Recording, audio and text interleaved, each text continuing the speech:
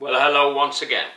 This is me, Leonard Wells, broadcasting as usual from Haslingden, 30 miles or 50 kilometres due north of Manchester in the UK, on Wednesday the 21st of September 2011. This is my vlog, a word I hate and detest, for today.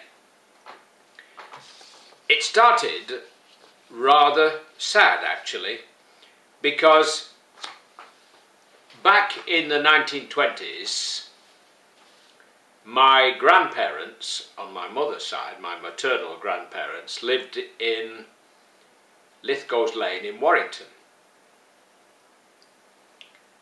and my grandfather died of tuberculosis in 1926.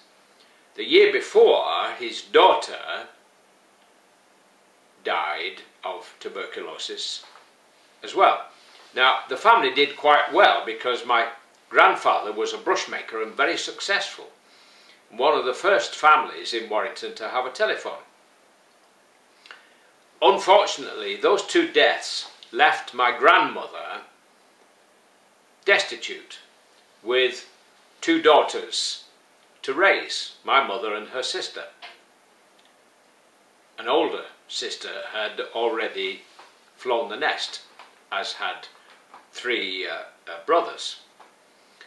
And unfortunately, my grandmother found things too much, and in June 1927 she walked down to the River Mersey at Howley Quay in Warrington and ended her life. Very sad, very difficult to understand. The gift of life is very precious, but when you have that kind of temperament, when things get you down too much, you lost a dear beloved husband and daughter. And in those days, social services aren't the way they are now. If you were destitute, you starved, effectively. It was almost like that, as bad as that.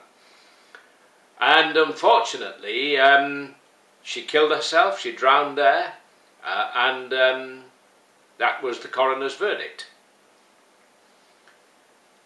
On her way down to jump in the river, she passed the parish church in Warrington, and when I woke today I felt to do two things. First of all, I wrote to the coroner's office to see if I could get any more details about the incident, because I know very little, and I also wrote to the canon, the reverend at the parish church, to ask if he'd consider mentioning her or performing a mass or some kind of service in her memory.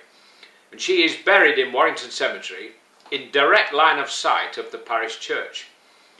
So I felt rather sad. It was one of those days when it came to my mind, and I, looking back, it affected my mother greatly.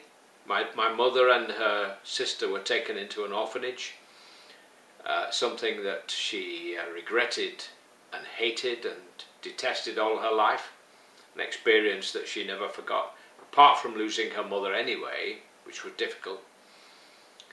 Not long after that, in 1939, my mother met my father.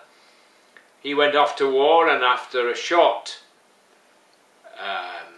series of journeys at sea as a gunner on merchant ships, he died in Australia in a motor accident, and my mother heard about it on her wedding anniversary. And this, I think, on top of losing her mother the way she did, was too much, and it drove her a little bit potty in the end. This is a rather sad story for me to recount, but it's the way a vlog goes. You have to say it the way it is, and that's how my day's been. I didn't start out thinking that I would think about her. It just came to my mind, and I followed it. I followed those thoughts, and I've told the vicar at the parish church that if he will hold such a service, I'd like to attend. One thing I did do, I'll just mention this before I go.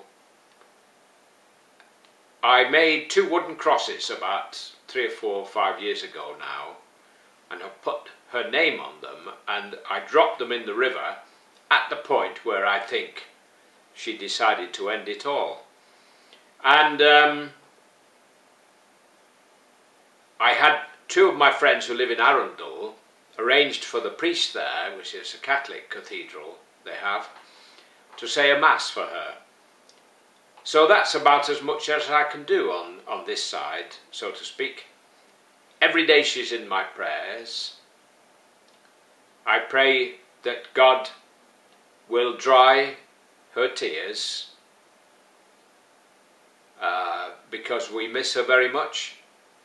And God willing, I hope to meet her one day soon, when and if the Lord God willeth it so. We're all in his hands.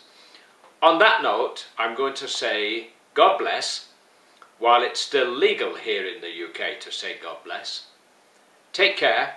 Bye for now.